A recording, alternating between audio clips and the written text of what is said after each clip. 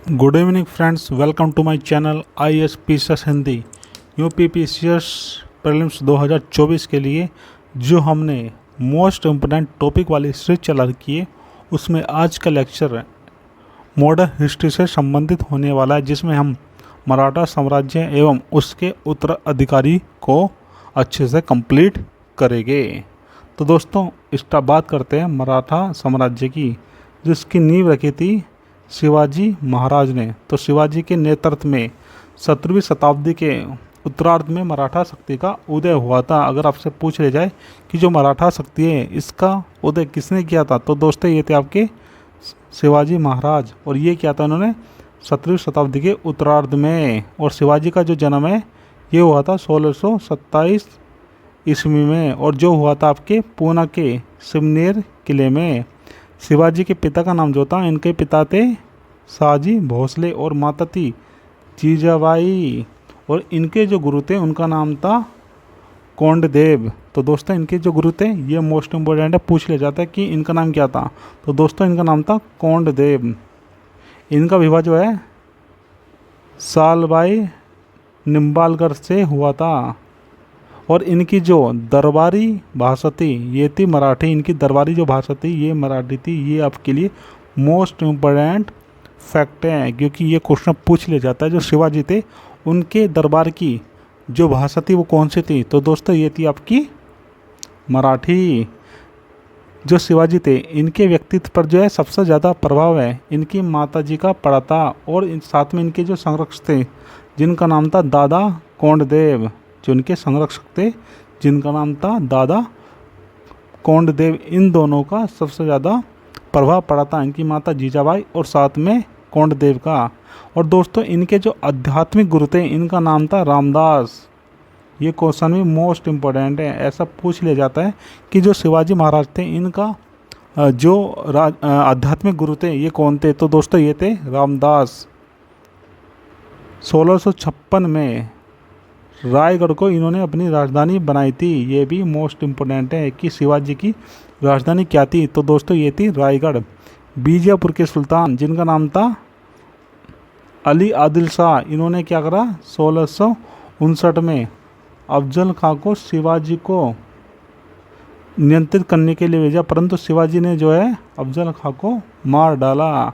तो ये क्वेश्चन भी आपके लिए मोस्ट इम्पोर्टेंट है। ऐसा पूछ लिया जाता है कि जो बीजापुर के सुल्तान थे जिनका नाम था अली आदिल शाह, उन्होंने शिवाजी को मारने के लिए किसको भेजा था, तो दोस्तों इन्होंने भेजा था अफजल खां को। इन्होंने अफजल खां को भेजा था। और इसी प्रकार दक्कन में क्या करा, मुग़ल सूबेदार थे जिसका नाम था शाइस्ता खान, उनको भी शिवाजी ने भगा दिया था।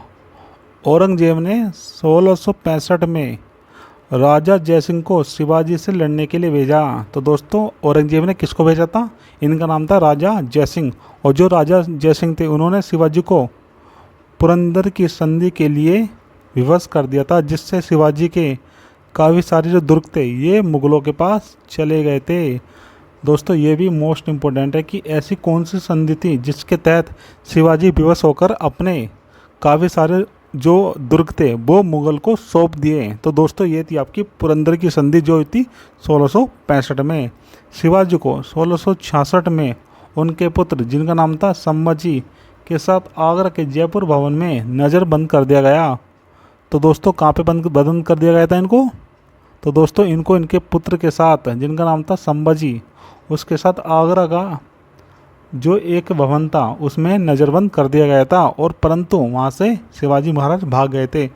1674 में शिवाजी ने रायगढ़ के दुर्ग में महाराष्ट्र के स्वतंत्र शासक के रूप में अपना राज्य अभिषेक कराया और साथ में छत्रपति की उपाधि भी धारण की थी। ये आपके लिए मोस्ट इम्पोर्टेंट फैक्ट है।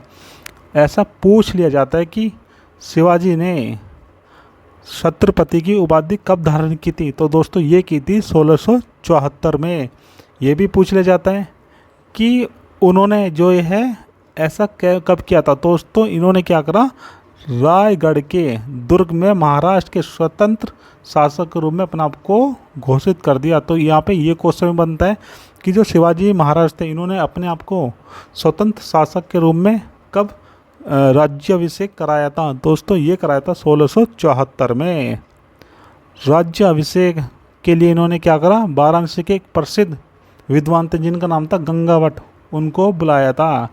दोस्तों किसको बुलाया था? गंगावट को बुलाया था और उनसे अपना राज्याभिषेक कराया था। तो दोस्तों इन्होंने क्या करा, सूरत को 1664 में एवं 1679 में लूटा।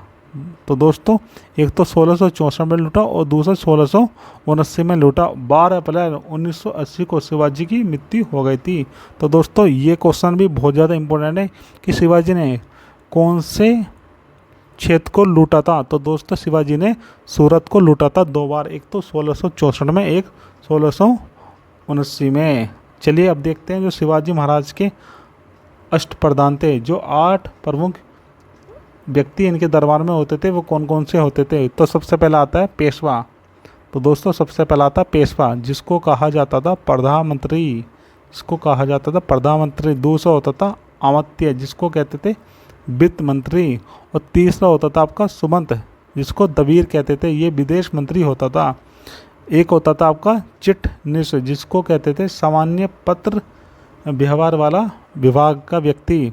एक होता था आपका फोर्थ होता था आपका वाक्यानवीश, जो आपके सूचना गुप्तचर विभाग का प्रधान होता था। और जो आपका पांचवा होता था, ये होता था सर ए नौबत, जिसको सेनापति भी कहते थे, ये सैन्य गतिविधियों का प्रबंधन करता था। और जो आपका सिक्स होता था, इसको कहते थे आप पंडित राव, जो धर्म वेदांत के मामलों का प्रधान हुआ करता था।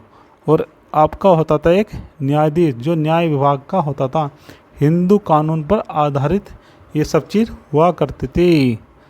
दोस्तों हिंदू कानून के आधार पर ही हुआ करती थी। तो दोस्तों इस तरीके से इनके दरबार में ये 8 महत्वपूर्ण पद थे, इसलिए इसको अष्टप्रधान कहते थे, जिसमें नंबर 1 पेशवा, नंबर 2 आपका अमात्य, नंबर 3 सुमंत, नंबर 4 होता था आपका चिटनिस, नंबर 5 होता था आपका वाक्यानवीस, और नंबर 6 होता था आपका सरे नौबत, नंबर 7 होता था पंडित राव, और नंबर 8 होता था आपका न्यायाधीश। चलिए अब देखते हैं आगे शिवाजी के जो उत्तराधिकारी थे वो कैसे थे और वो कितने ज़्यादा योग्य थे। तो शिवाजी की मृत्यु के बाद इनका जो सबसे बड़ा पुत्र था, जिनका नाम था संभाजी। तो दोस्तों यह मुगल साम्राज्य की भागदौड़ समझता है। लेकिन जब संभाजी की मृत्यु हो जाती है तो उसके बाद शिवाजी का जो दूसरा पुत्र था, जिसका नाम था राजाराम, वो शासन संभालता है और छत्रपति की उपाधि धारण करता है।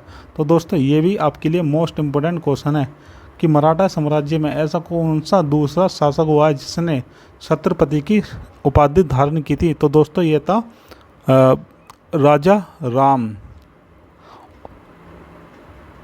1689 से 17 तक शासन किया इन्होंने। 1689 से लेकर 1700 ईस्वी तक शासन किया, लगभग 11 साल तक इन्होंने शासन किया था। इन्होंने जो सतारा था उसको अपनी दूसरी राजधानी बनाई थी। तो दोस्तों ये भी मोस्ट इम्पोर्टेंट है कि दूसरी राजधानी क्या बनाई थी, तो वो थी आपकी सतारा, और पहली राजधानी थी रायगढ़।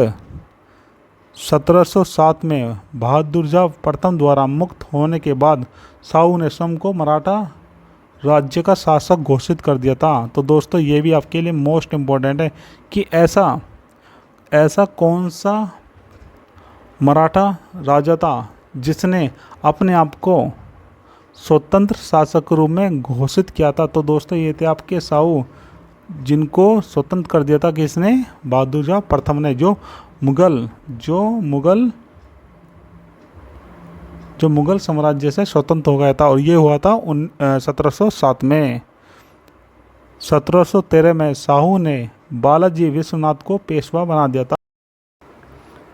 बाजीराव प्रथम को 20 वर्ष की अल्प आयु में 1720 में पेशवा बना दिया गया था। जो बाजीराव प्रथम था, ऐसा कहा जाता है कि अपने जीवन काल में ये 50 से भी ज़्यादा युद्ध लड़ा था और एक भी युद्ध यह हारा नहीं था। आपने एक मूवी देखी होगी बाजीराव मस्तानी। तो दोस्तों जो बाजीराव है वो यही थे, और जो मस्तानी थी वो इनकी प्रेमिका थी मस्तानी। तो वो इन्हीं के बारे में है। 1740 में बाजीराव का जो बेटा था, जिसका नाम था बालाजी बाजीराव पेशवा बना, इसे नाना साहब भी कहा जाता है। तो ये भी आपके लिए मोस्ट इम्पोर्टेंट है कि ऐसा कौन सा शासक था जिसको नाना साहब के नाम से भी जानते हैं। तो दोस्तों ये था आपका बालाजी बाजीराव। 1761 में माधवराव पेशवा बना था। तो दोस्तों 1761 में कौन बना था? तो ये था आपका माधवराव। और दोस्तों इसी समय क्या है, पानीपत का थर्ड युद्ध हुआ था, जिसमें क्या हुआ था, मराठा के साथ साथ कौन थे, मुगल थे और नवाब थे। इन सब ने मिलकर युद्ध लड़ा था, परंतु आदिल शाह ने इन तीनों को ही हरा दिया था। इसने शाह आलम द्वितीय को 1771 में दिल्ली तख्त पर बैठाया था। तो दोस्तों जो शाह आलम द्वितीय था उसको दिल्ली के तख्त पे किसने बैठाया था? तो दोस्तों ये था आपका माधवराव पेशवा। चलिए अब देखते हैं मराठा काल में जितने भी महत्वपूर्ण संधियाँ हुई है अंग्रेजों से वो कौन कौन सी थी। तो पहली आपकी सूरत की संधि, ये हुई थी 1775 में। दूसरी थी आपकी पुरंदर की संधि जो 1665 में हुई थी। एक थी आपकी बड़गांव की संधि जो 1779 में हुई थी। और फिर थी आपकी सालवाई की संधि जो 1772 में हुई थी। फिर थी आपकी वसीन की संधि जो 1802 में हुई थी। देवगांव की संधि जो 1803 में हुई थी। और सरजी अर्जन गांव की संधि ये हुई थी आपके 1803 में। जो अंतिम पेशवा था इसका नाम था बाजीराव द्वितीय। जो बाजीराव द्वितीय था ये अंतिम पेशवा था। तो दोस्तों इसमें जो आपकी सूरत की संधि है ये आपके लिए मोस्ट इम्पोर्टेंट है। कभी कभी ये आपसे डेट के हिसाब से पूछ लिया जाता है क्योंकि इसमें मैच द फॉलोइंग दे देते हैं। पुरंदर की संधि ये भी मोस्ट इम्पोर्टेंट है। सालवाई की संधि ये भी मोस्ट इम्पोर्टेंट है। और जो बसीन की संधि है ये भी इम्पोर्टेंट है, इसको थोड़ा डिटेल में देख लेना। तो दोस्तों इसी के साथ आज के लेक्चर यहीं पर समाप्त होता है। अगर आपको हमारी वीडियो अच्छी लगी हो तो प्लीज़ चैनल को सब्सक्राइब कर लीजिएगा।